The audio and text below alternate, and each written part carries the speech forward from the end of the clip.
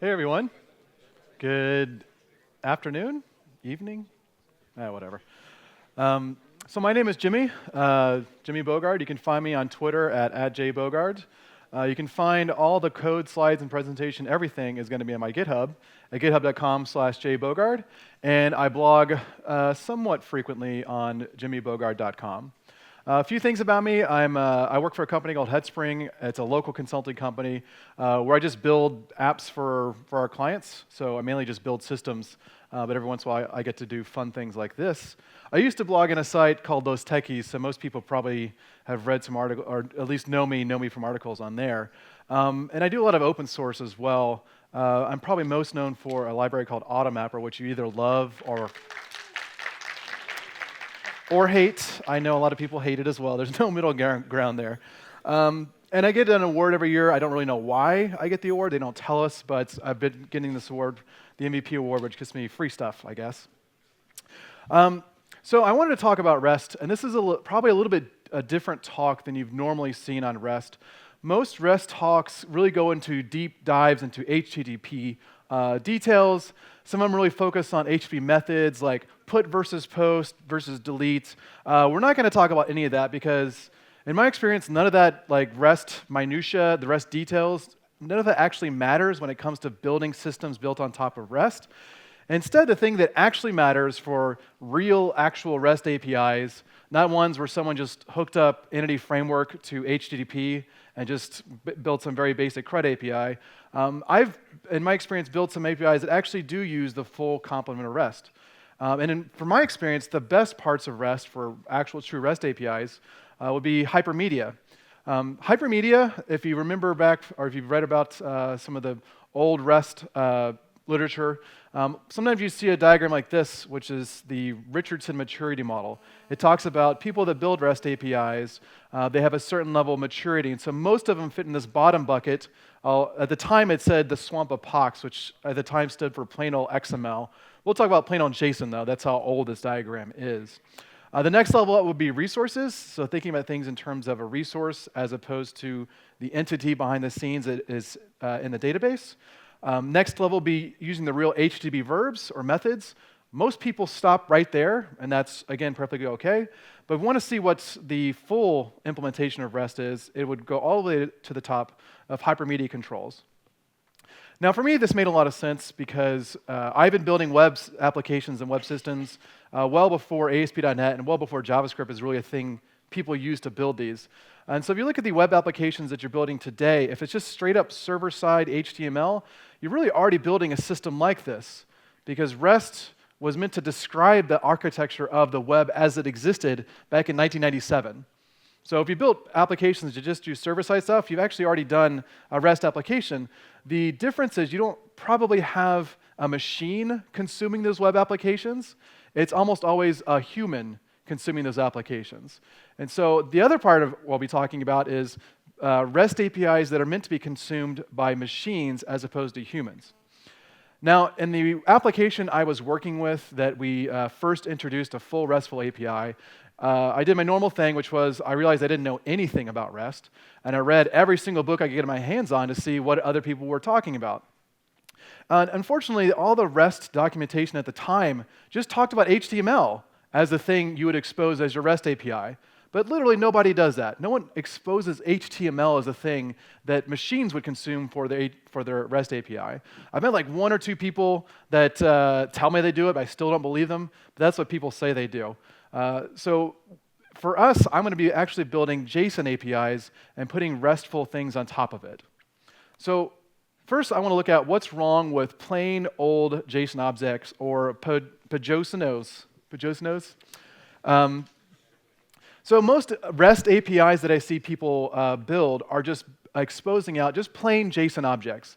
So they take some kind of DTO on the server side, serialize that thing exactly as a JSON object, and that's the JSON object that people consume. OK. So typically it looks something like this. This is a JSON API that returns some information about, in this case, this is a professor at a university. And so it has some information about him. It has some first name, the last name, when they were hired, and then what their office is.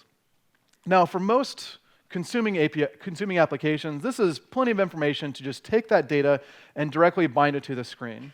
There are some issues with this, though, that I found, especially when dealing with applications that tend to be deployed much separately from the server. First of all, we can see that the label and names are hard-coded. What I mean by that is there's something on the client side that knows how to take that JSON object and bind it explicitly to very specific fields on the screen. And that binding is explicit and hard-coded. Now, this is quite a bit different than my server-side applications. In the server-side applications I build, I just tell the view engine to say, render an input for this property. And it knows exactly how to do that. It reads information about the property details. It can go look at metadata information, looking at attributes on that object. It can just figure it all out. But now these things are separate, and so I'm now having to hard code those details into the client. The types are inferred. And we've all run into this, right? Like the type system in JavaScript and the type system in JSON is not the greatest in the world. Right now we have this like weird date as a string. There are other ways we can represent dates, and they all suck in some various form or fashion. But right now I just did it as a string. Some other things are missing here is I don't know what I can do with this information. Can I save the information? Can I post or put this data back up to the server and modify it? There's nothing here that tells me what I can do, where I can go, anything related to this resource.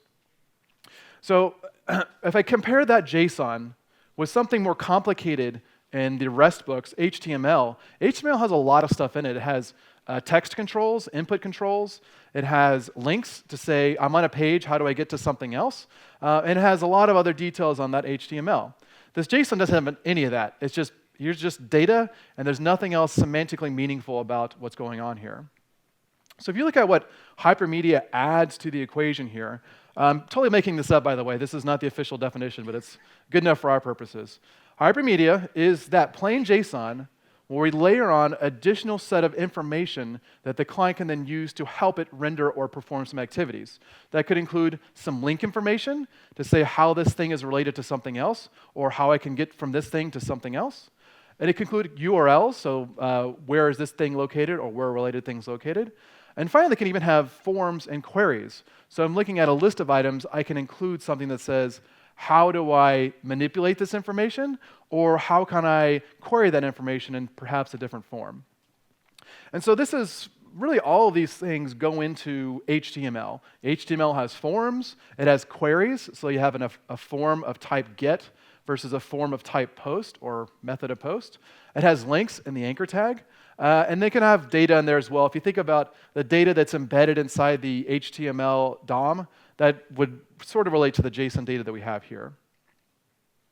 Now, most people I see new to hypermedia, that is, they decided to go this path. They want to take on the extra burden of adding all this extra junk to their JSON. The typical hypermedia looks like this, and we'll see if it actually runs.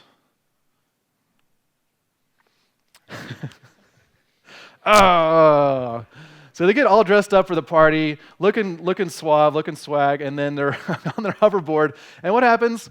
They hit something that they didn't even see that was there, and they fall flat on their face. Let's look at that again, because I really like that one. Okay. And so what happens here?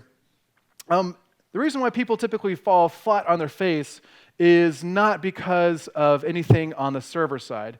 Most time I see people talking about REST, like the full glory of REST. They're just arguing about server-side things. Oh, I want to use put versus post versus delete. I want to do this hypermedia versus that hypermedia. Oh, how do we do on this? Like, they're just focused on that. But that's typically the easy part on the server side. It's really the hard part is the browser side, the consumer of that REST API. And so I want to talk about a little bit, one, how you don't get dressed up as Darth Vader and fall flat on your face. And two, once you have decided that that will actually work for you, what does a typical client of a REST API look like? What are the kind of things we need to worry about? And what kind of advantages may that give us in the systems we're trying to build? Okay, so the next little bit is trying to convince a lot of people not to use all this REST stuff when they don't need to, by talking about when it should be used versus when it shouldn't be used. So in a normal browser server application, no matter what kind of technology it's using, whether it's using just plain old vanilla JavaScript on the client side, or if it's using full React Redux Angular 7.0, whatever version they've jumped to today. Those kind of applications, those are typically an API application on the server side, and then some kind of client application that's bundled up probably via NPM node, something like that. But most of the time, those two systems are built almost exactly at the same time. Maybe they're not exactly in the same source control repository, but they're pretty much lockstep with each other. When a new server gets deployed, then a new client gets deployed at the same time. And then browsers, we can typically detect when the API version has changed, and then maybe refresh the application or something like that. So in most cases, we don't really need to decouple the client and the server. We can just straight up make both of those sides get deployed at almost the exact same time. And at that point, it's okay to couple the client and server as much as possible, because it's, as we'll see, it becomes more difficult and more work to do if we try to start to decouple those two things. So other places where we might start to look at REST and hypermedia as a thing we'd want to use. One example that we ran into in this case was, if I have one single server with disparate applications that I don't control the deployment of those applications. Perhaps I'm in some kind of like microservice-y sort of environment where I'm exposing an API for other microservices to use, and I want to be able to make changes to my server API with not necessarily forcing or breaking individual clients. Hypermedia is a way for us to decouple the client and server and don't make them so coupled to each other. My first foray into REST was this exact example, where we had a single server application we had multiple server applications that we deployed out, and a single client that consumed those servers. In this case, those multiple servers exposed out various versions of an API. Those servers would get deployed to local government IT departments.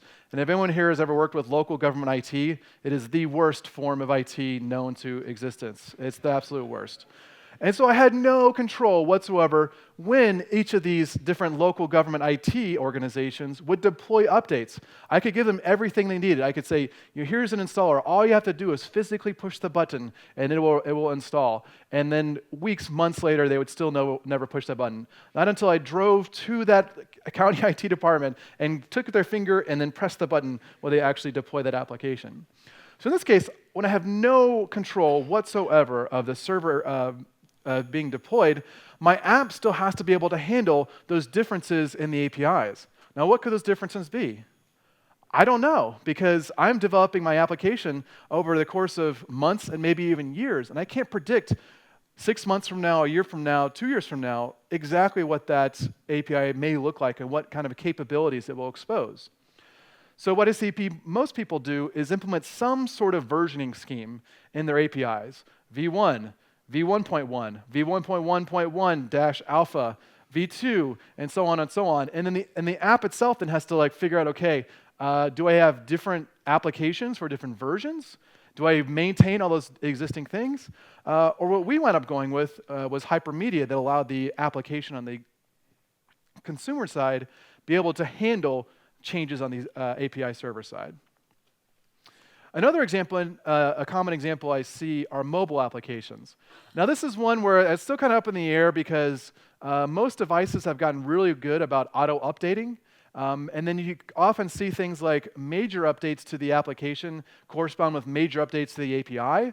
And then you'll have something like a pop-up screen tell you, oh, this application is out of date, you need to go update from the App Store, and it'll automatically link you over.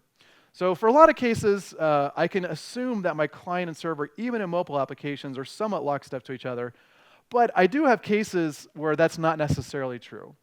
For example, our company, we mainly work with enterprise organizations. And so they won't necessarily hire us to build mobile applications for public use. You can't just go to the App Store and download our apps. Instead, they're typically enterprise application stores where you have mobile device management or explicit opt-in to be able to push those different versions out. So in those cases, again, I'm in the scenario of I don't really have control over when the administrator for those app stores decides to push those updates out, if they ever do. We've had cases where once they deploy the system to the device, that device disconnects from anything whatsoever and it only connect to an API, and we can never update that app ever again. Maybe it's in a kiosk, maybe it's in the field, maybe it's, who knows, we just don't have physical access to the device. So in that case, that could be a good example for us using hypermedia, again, as a mean for us to decouple the client and the server from being so completely coupled to each other. And maybe it's a good choice for doing that. You could still go down the versioning route. I haven't found any really great solutions down the versioning route either. So we've tried to go the hypermedia routes. So if I look at a common theme here, hypermedia is a good potential choice when the client and the server are developed and deployed completely independent of each other. When I can't guarantee that my client and server are more or less built and deployed with each other, then they start to get off, and at that point I have to decide how should I handle the situation. So now that we've decided that we actually want to go down this hypermedia route, we want to build a real actual REST API we can tell our friends about, the next thing we need to do is decide what hypermedia format should we expose. Now there's a number of different options here, but the three main ones I've found are, one, we can build our own hypermedia media type. I would only recommend this to people that enjoy long, endless arguments with their fellow developers about what exactly the thing should return. So I don't recommend doing that because it's a lot of work, and you're probably going to miss something that someone else has already figured out. Option two is just to pick a standard or multiple standards that already exist out there. There are a ton of existing hypermedia types out there. I will say that none of them will solve all of your problems. So you may not just pick one media type to solve everything. You may pick one media type for these kinds of requests, maybe if I'm getting a single entity. You may try another media type if it's, for example, showing a list of items. Because no media type I found actually does everything I want it to do. And what we often do is use those media types as a starting point, kind of a template, and then build on top of it. So you can start with a standard and then extend it with the extra things that you need. Now again, you have to figure out who, driving all of this should be who is consuming your API, because the consumer of the API will tell you what kind of things they have available for them to actually be able to consume it and render things on the screen. So you may choose just picking a standard and living with its limitations if it's a very public API that you want to expose out. In fact, that's what I see a lot of news organizations, and even GitHub has a few of their APIs, and Microsoft does as well, where they just picked a standard and said, we're going to go with this standard, and it's a very well-documented standard, and there are existing client consuming APIs to be able to consume that. Now, the one I'm going to focus on for this talk is a media type called collection plus JSON. Collection JSON is a media type that is really geared towards showing lists of data. It's not so good at showing like individual things on a screen. It's really good for just showing a collection of items. So in a normal collection of items I would have with JSON, you just return back an array of plain old JSON objects and call it a day. And so what collection JSON does is take that concept and add more information to it. So here's an example response from a collection JSON API call. We have some version information at the top. I don't really use that, but it's part of the spec. We have some links. Now in my head, when I'm thinking about this response, I'm thinking of a table or a grid. And what are all the kind of things on a grid that you would want to have as part of that? Well, on that grid, I might have some links to other things related to this collection. And so that's what you have on the top there, those links up there. And then I have a list of those items, so the rows in the table. The rows in the table, in this case, they're not going to be just those plain old JSON objects. Instead, they have additional metadata associated with it. So you'll have things like a data field for the data properties. And so as part of that, instead of just having a plain old JSON object for the full name and name, instead I have these richer objects that include a name, a value, and a prompt. Now the prompt is interesting because I could use that information to, for example, show the header on the table cell. Instead of me hard coding exactly what that header should be in my table, I can use this prompt information to instruct the client, this is what you should show there. For each individual item, I also include some links to other things. So we could, for this, link out. You think in a table row, you'd have some links at the end to do other things. So these links represent the ability to link from this thing to something else. Now, collection.json also supports queries. We won't be showing that for our code example here in a second, but that was one of the things that drew me to it, is as part of the collection, it can actually instruct you how to query that collection.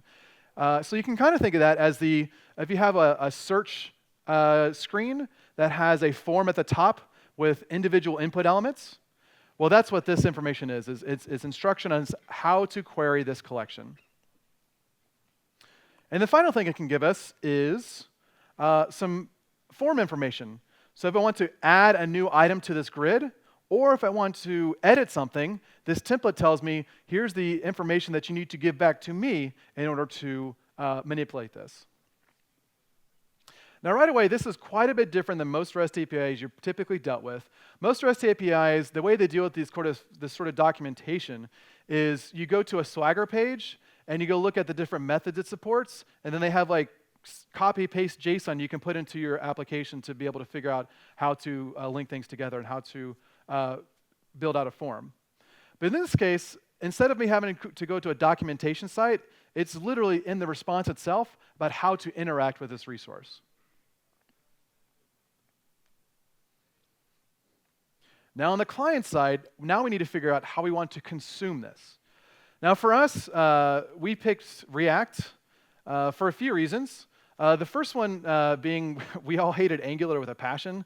I can't. That's a whole other talk why we hate Angular so much. But we had a few Angular projects that we twisted and bent and messed with until our end result looked like a React application. So I said, forget it. Let's just use React because that's how we're wanting to build our applications anyway. So the reason why we really liked it is we thought it fit really well to a REST-style architecture. A REST-style architecture, if I'm looking at server-side REST with HTML, it'll do something like I'm posting a new thing of information that does something with the database, and then I return a response that said, yep, that was good, and now you can find that information at some page. In this case, it redirects them back to the list of students. The browser then clears its screen, makes a new request, and gets the updated data from the server side, and returns it back to the browser as new HTML.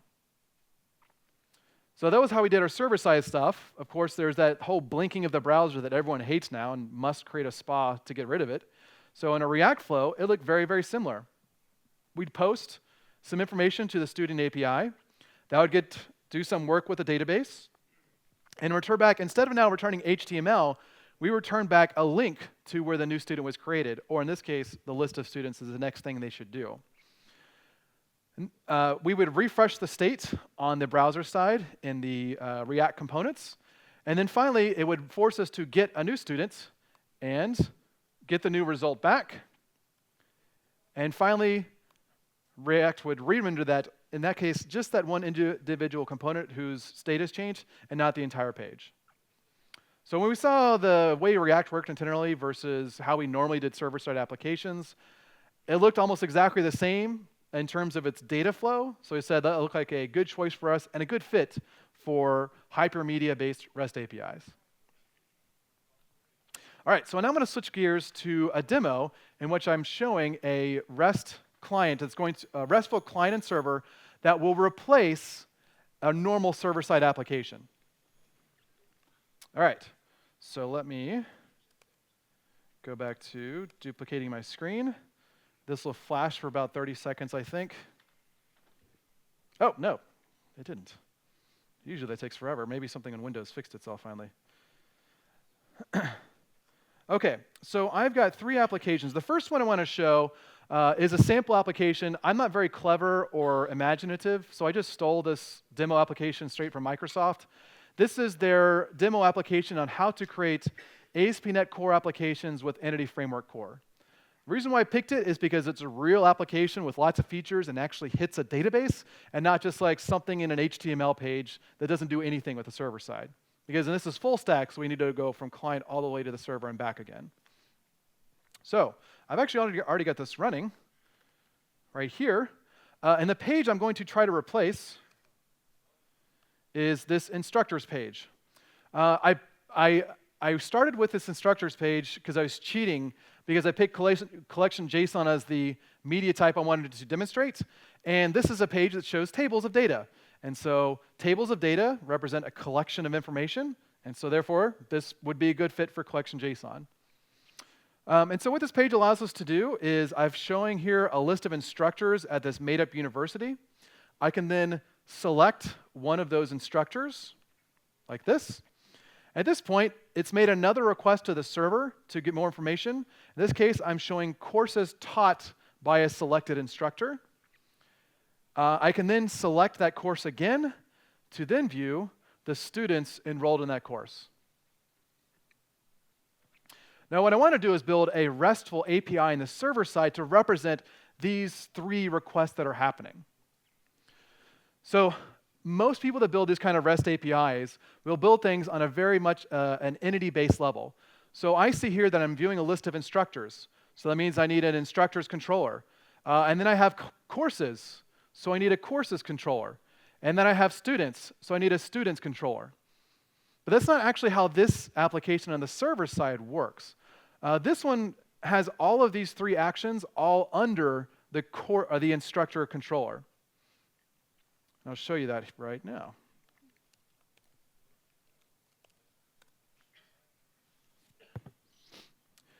So I had the first index action that was showing, actually it's one index action showing everything here.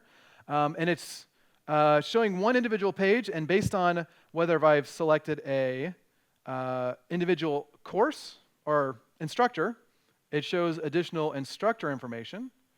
And if I've selected an individual course, then it can show some additional course information. So I have a choice here. I can build a single API endpoint that exactly mimics this with different query string values. But because I would want to make additional requests to get the additional data and not have to get everything all at once, I want to actually break these up into 3 individual requests with their own subset of information. Now, this is where people typically make the mistake in their API design. They'll try to just expose database entities or their entity framework entities directly as endpoints, and that's where you get comments like, REST is chatty, or REST is, well, mainly REST is chatty. But the way I typically build REST APIs is I imagine that how would I build it in a browser-based application with regular HTML, and I'll just build my API to more or less mimic how that would work. So my server side I have over here. This is an ASP.NET Core application running on .NET Core 2, if that matters to anyone. I'm surprised it worked because usually things don't work in .NET Core. But it is today, so no one messed with the internet, no one touched anything. It's working right now. So I'm going to split this up into 3 different requests. The initial request to get the set of index information.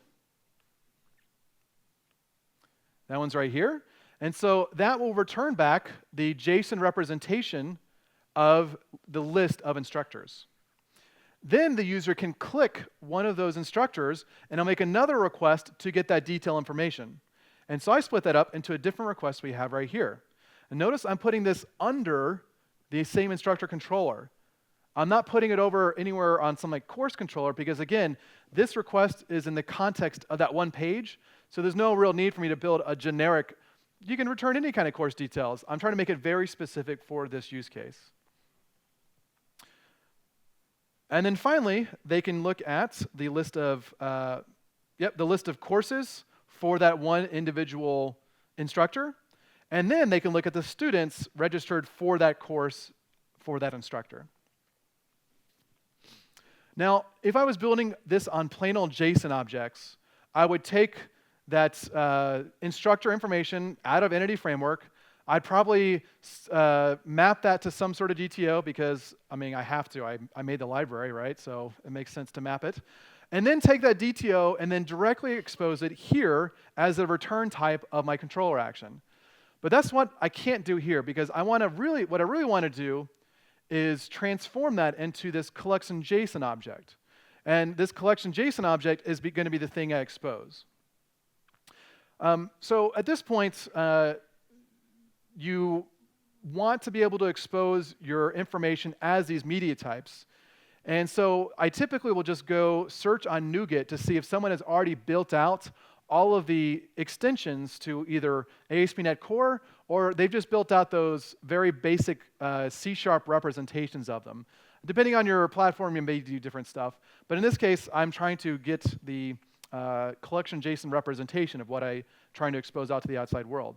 And so I wound up just adding a NuGet package reference to this right here, collection JSON. It's someone came up with a library that I can reference and just have an object model. But if I didn't have that, I'd probably just copy and paste someone else's implementation and just take that directly and use it.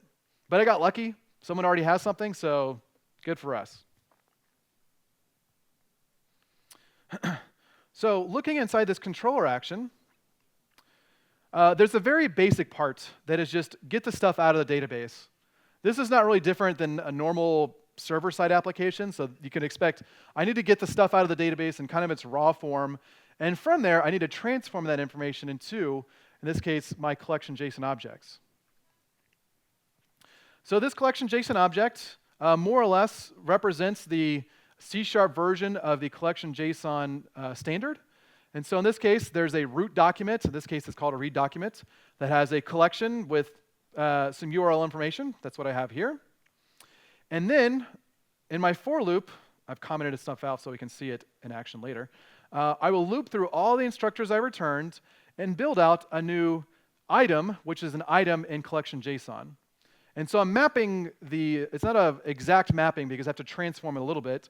So the last name property becomes a new data object in the list of data with the value of the last name, the prompt of last space name, and the name element, that just is something that my client can potentially key into if they need to look for specific pieces of data to do special things. So I want to make sure that this still has good names that the clients can then latch onto and do something with.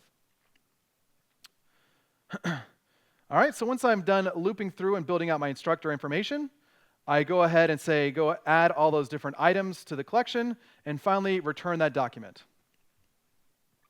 So open up Postman, and can I make this bigger? Let's see if I'll try the Windows Zoom.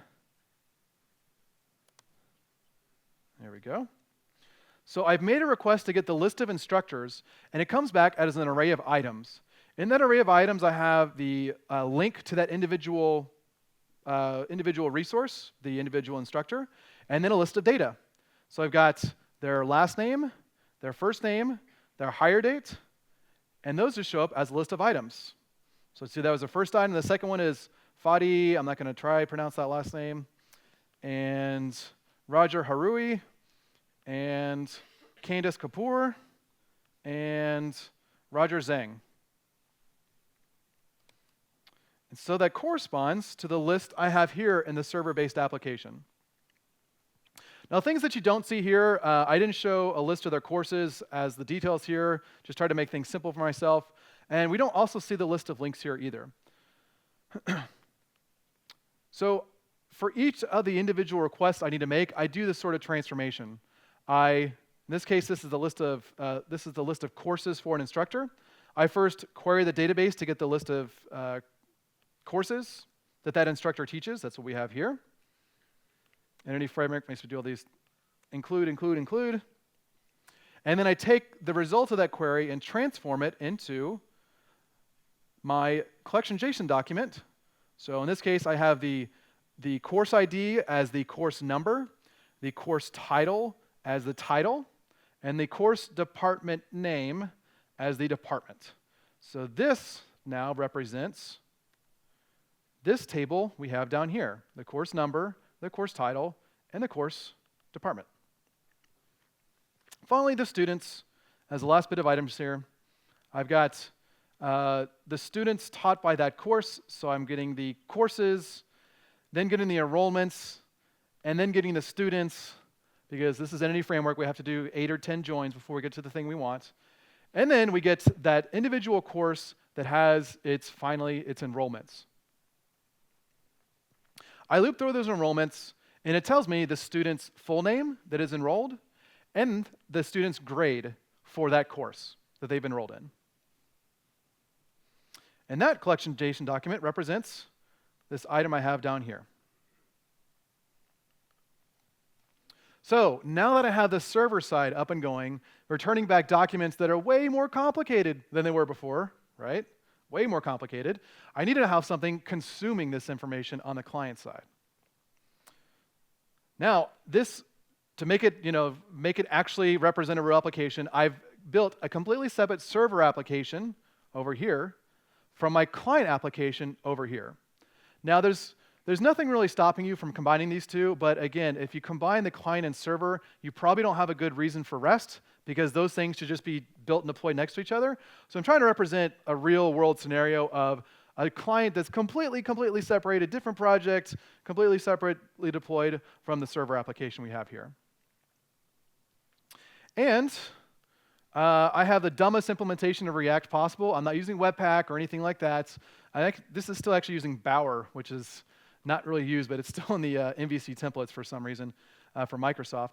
And just did the dumbest implementation possible of pulling in React into my application by literally hard coding it, not doing any like browserify Webpack or anything like that.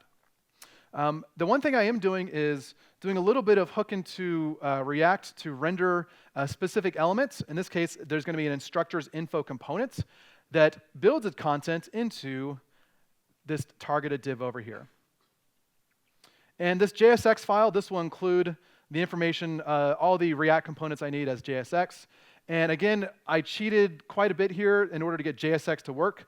As opposed to having a compile step on the browser or on the server side using npm React or npm Webpack or anything like that, I'm using an extension to MVC known as React.ASP.NET. And what this lets me do is make requests to JSX files, and then it will compile them for me. So it's like the most cheating version of React possible. So I could just do services.add React, and now I can have React in my application. If I show this to my front-end developers, they would laugh at me and ban me from the JavaScript hip chat room that we have forever and ever. So let's just keep this between us for sample purposes. So right now, our instructor info JSX file is blank.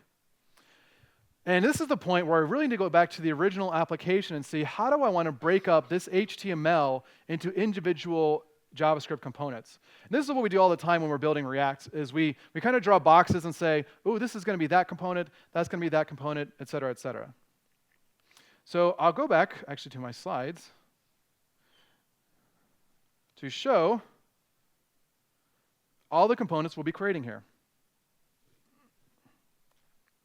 OK, so this is the table of information I want to show here. So there's something that is the entire page, which is all three tables interacting with each other. That's going to be my root level component, that instructor info component that we just had nothing in there right now, but that'll be our root. But for each table, I'm going to be building a single table that represents that table component that represents that table. The header is different than the rest of the body, so I'll have a header component versus the body. And the body will have a set of rows as part of it, as well as individual cells, because some cells are different. There are kind of regular cells with text information, but there's this special cell at the end that has a link. So I want to treat that cell differently, because how are we going to handle someone clicking that link and us intercepting it, making a request to the server, and then updating our state locally? We need some special different thing to do here, and so I'll have a special React component to be able to handle that special behavior. So let's go over to our clients, and I, again, have a cheat sheet because there's no way I'm going to type all this junk. Of course not. OK.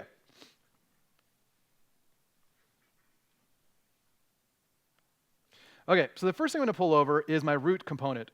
So in this case, it's the instructor's info React components. Yes, there are semicolons. I will never stop using them. You can pry them from my cold, dead hands. I'm going to keep them in there. This is going to represent a couple things. One is the root level state. I didn't bring anything like Redux. That's a lot more complicated than it needs to be. But it's going to represent the root level state that's going to be pushing down into all the other child table components. So that's what I have right here, is my starting state is going to have blank instructors, blank courses, and blank students. I'm going to come back to that in a little bit. And my component did mount. I'm going to make an AJAX request to the server to get the initial list of instructor information. Notice that I didn't hard code the URL, nor did I pass any kind of like route information. I'm just giving it an href as its props. And so in my index page, that's what I've just hard coded here. This could pull from something else. Maybe it's pulling from a config file or environment variable. But because this is rendered server side, it will push the environment specific URL to the page before it renders. A lot of different ways of doing this. This is probably the easiest for my purposes anyway. OK. We'll come back to the handle select later. And then we're going to render out our list of tables. And so we had 3 tables we needed to worry about. The one was for the instructors.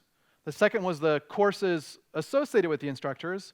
And finally, the students associated with that course. And so I'm going to have 3 collection JSON tables.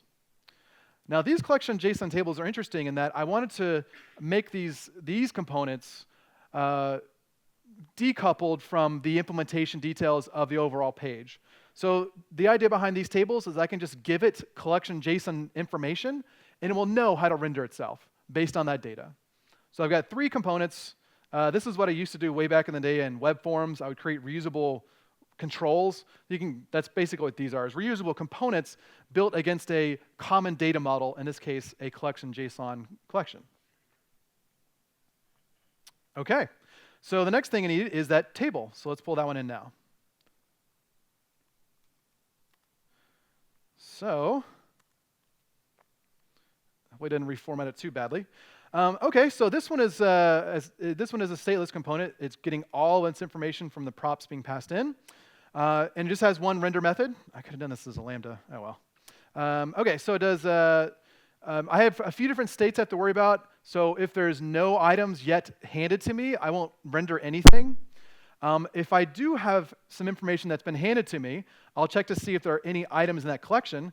And there's no items, then I'll just go ahead and say, no items found. Finally, I will actually render the table. I'm doing this just by mapping in the list of items into a collection JSON table row, passing in each individual item from the JSON collection. That would be over here. I'm passing it this overall thing like that. That will get passed down into the individual row. So as opposed to me passing in a top-level thing with index, I'm kind of narrowing down to saying you're just getting this subset of information that you're going to get passed in. And finally, I need to render the entire table. So the table is going to have a table with a class name of table because we're using Bootstrap and we have to be redundant. And that table is made up of 2 parts. One is the collection JSON table header, in which I pass in some items, and I pass in whether or not that item contained any links, because I don't want to render a column for links unless that thing actually has links out to anything. So that's what I had over here with this const was look through all the items, and if any one of those things has any links, then I want to show that column. Otherwise, go ahead and hide it. I'll also include the t-body. That'll include the rows. The rows being my mapped out collection JSON table row. OK. So now let's go to the individual rows. I think. Oh, no, the header first. Let's do the header first. Why not? OK. This is probably the first interesting thing that we'll see here in terms of how it's just dynamically rendering things. We said before that the server is pushing prompt information to the client. That is, in the response it has coming back, it included this prompt last name, prompt first name. And so what I want to have my table do is use that information to render the table details, as opposed to hard coding some information on the client. So this one just loops through all the tables, or loops through all the data items, passes in a key because React needs a unique information, and finally I have the prompt information that I'm going to show on that table. If that information contains links, then I'll go ahead and push a new header cell at the very end for links, and finally return out the actual HTML element, which will be a head tr, and then all the header cells that include the prompt information passed in from the client. Okay, now we should go to the collection JSON table row.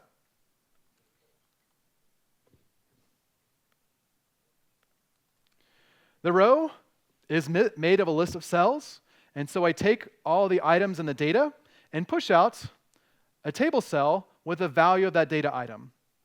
And that value being the value I see right here or up here. Here.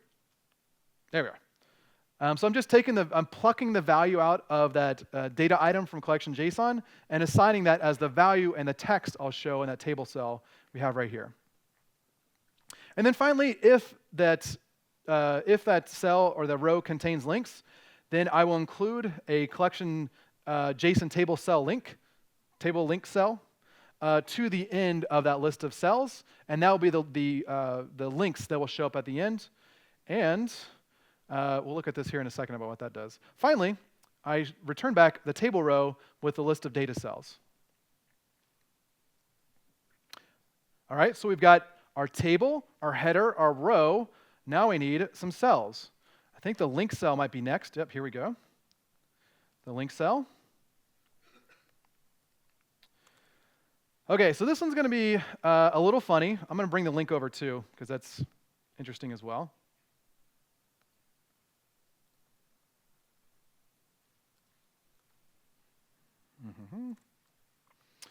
Okay, so first the link cell. The link cell is a bit interesting in that I want to be able to render a list of links together. So I need to loop through all the links that I find and then create this collection JSON table link component associated with it. It will pass through the index just to uniquely identify it for React purposes, and the link object. That link object is the link I have. Oh, it's not in there right now. It would be the link object that get returned here. And this is the last little interesting thing I have. I need to somehow capture and handle when someone clicks a link on a table. And this is where you kind of blend between a client that can handle any kind of thing that gets thrown at it versus what is specifically needed for my actual application. So in this case, I didn't want the actual table cells themselves or the row or the table to know what to do when someone clicks a link. Instead, I wanted to take that event and bubble it all the way up to that parent component that actually does know and own the entire page and let it handle whatever it needs to do. So that's what this is doing here. On the handle click for the anchor tag, one important thing is I include a rel. The rel is a nice instruction to say what this link represents in terms of its relation. And my client can key into that information, that rel attribute, to know what to do or how to handle it, saying, oh, you're clicking this kind of link versus that kind of link. Most of the time in our applications, we never bother putting anything for the rel. The rel is a good thing we can attach to for clients that need to intelligently understand what's being clicked and then how to handle that specifically. So I include the rel and then the link prompt, and that's going to be the text we have here. The text that gets passed in from the server side, and then we go ahead and bubble up that handle click. So whenever I get clicked, I go to the onSelect bubbled up method that goes all the way to the top, and this bubbled up method goes all the way to our very root component that we had at the very top that I conveniently skipped over. I had passed through this onSelect event handler. I don't really like event aggregation. If I use Redux, this would probably be a little bit simpler, but this is for simple purposes. And so I'm just linking that handle select method all the way to the top. So when I get a notification that someone has clicked a link, they've selected one link in the list of tables, I got to figure out what the heck do I do here? What information do I need to figure out what to do? So if I go think back to the application that we built, they could click links in those 3 different tables. And so I wanted to have that as part of the instructions about what they're clicking. Are they clicking a select link here? Are they collecting a select link on the first table? Or are they collecting a select link down at the very bottom table? That information I'm including is part of that rel attribute. And so what I'll do is the href as well tells me where I need to go to fetch that information. Again, pulled from that link information from the server side. And when they click that link, I will navigate that URL given to me already by the server, so I don't have this hard-coded.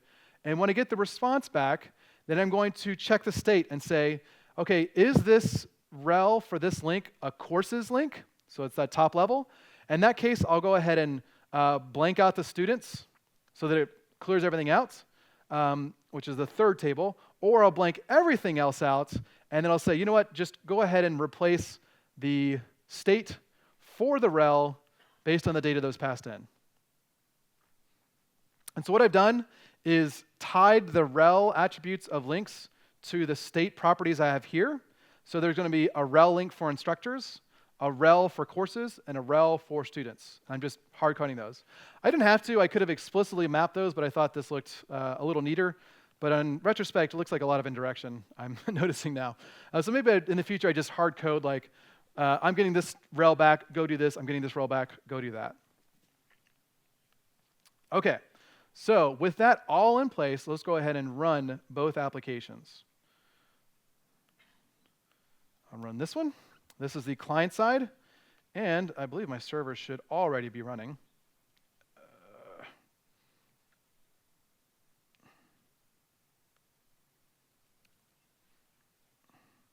And let's go to the server side and run this one as well.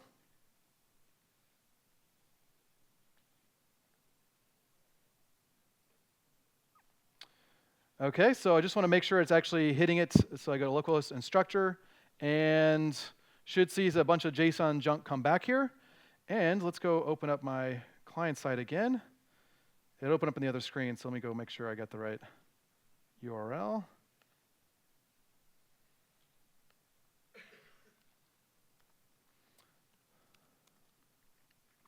And it was on a specific instructors page. OK, so what's happened is it's already made the request to the server side to get to that collection JSON back, but it happened very quickly. So let's go over here to see the actual response. So I made the initial request, and then down here, it made a request over to localhost 5001 API instructor, and the response it got back was this gnarly collection JSON information. It's taken that data and then essentially bound it to that first grid to show all this list of data. Now, sometime in the future, let's say that we're trying to modify our application, and we don't like the term last name because that makes sense in the United States, but it isn't really used anywhere else. So let's say I actually want that prompt to be surname. So in this case, I'm going to redeploy the API, but not redeploy the client. So let me go and hit this again. And if I refresh here, I could probably do it in Postman too. Send. We'll see that, yep, the prompt changed to surname. So if I go over to my browser and refresh that table of instructors right over here, I should see that first column now show up as surname. It did, hooray. So our server is actually telling the client how it needs to render all those individual pieces, and our client doesn't have that information hard-coded into it. So if I want to make a text change, I can just redeploy my API and not have to redeploy my client. It's learning that information and receiving that information directly from the server side. Now, I wanted to include a list of links. Actually, let's do this. Let me include another piece of data here. So I'm going to uncomment this, compile it, and what we should see is a new column show up for the office. Refresh, and there's our office. It just magically knew to loop through all the different data items that it returned and add new items to the end. Now, most of the systems I run into can't just handle random ordering of items in a table. Someone is telling me how to do that. So there's a couple options for that. I could, in my server, I'm just going to make sure that I return these values in the order which they should be displayed. That's one option. Another thing we can do is key in to these data names on the consumer side, pluck out the ones we know about, make sure those are formatted correctly, and then everything else we'll just shove at the end. That's what I'll do as well. But this one, we're just gonna take exactly what the server sends as the word. Now I want to add that link at the bottom. So let's add this list of links to the bottom. So I'm linking from this one individual course over to the list of course instructors. So that's the instructor action on the courses controller, passing in the parameter for the ID. And with all that together, let me go ahead and compile it. I'll rerun the Postman script so we can see the new link come back. Send. Here we go. So now we have a link show up. So this is an array of links. I could have more than one link if I wanted to. I'm saying that this link is the rel is courses, so it's the courses related to this instructor. Here's the text you should show. Here's the prompt. And here's the URL to that resource right here. So that URL is what's going to be used whenever I click the link on the client side. That's the URL that's eventually going to get fetched. So going back to my screen here, I'll just refresh, and we should see a list of links pop up. There we go. And now I can start clicking these links to have things happen in my application. I'll click courses, and the list of courses shows up. Oop, these don't have any links. Let's go fix that. So back in my server, I will now add the list of links for that request. Compile.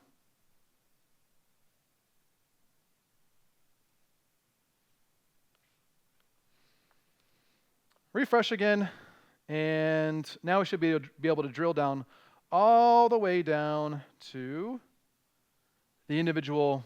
Let's see, who is this? This is the people that are enrolled for the course that I selected. Yes. So I can continue to click around, click here. Notice the students went away down here. I click the students. There's the students. It just replaces the students, and it's correctly replacing them all over the place here. So with this kind of architecture, I have a somewhat loosely coupled client. There is some intelligence there. There's always going to be some intelligence that it has to have. But at some point, it starts to transition to a more decoupled client where I can just handle any kind of media type to render out these basic level components. The intelligence is in the overall component I have, the instructor's info components. It's handling the intelligence of how to handle the API, but from there, I can rely on these reusable React components that are now just tied to these generic hypermedia media types returned from the server side. I could extend this, of course, to have forms. So if you want to edit something, I could include, here's the template for that, and have things that know how to read the template information and render HTML on the screen. I can have things about how to add new things versus editing things, and it can even have a form at the top on how to query this as well. If I wanted to filter or sort or anything like that, that could all be driven by that metadata information sent back via that richer collection JSON media type from the server. So, to sum things up,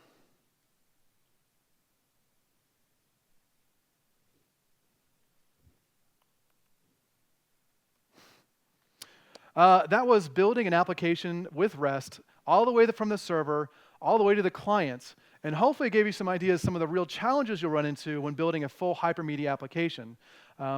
Hopefully you also heard some of the benefits associated with that, especially when dealing with clients and servers that are deployed and developed and deployed completely independent of each other. If you deploy and develop and deploy those things together, by all means, couple the hell out of it. Like, it's way easier. I hope that you saw that as well.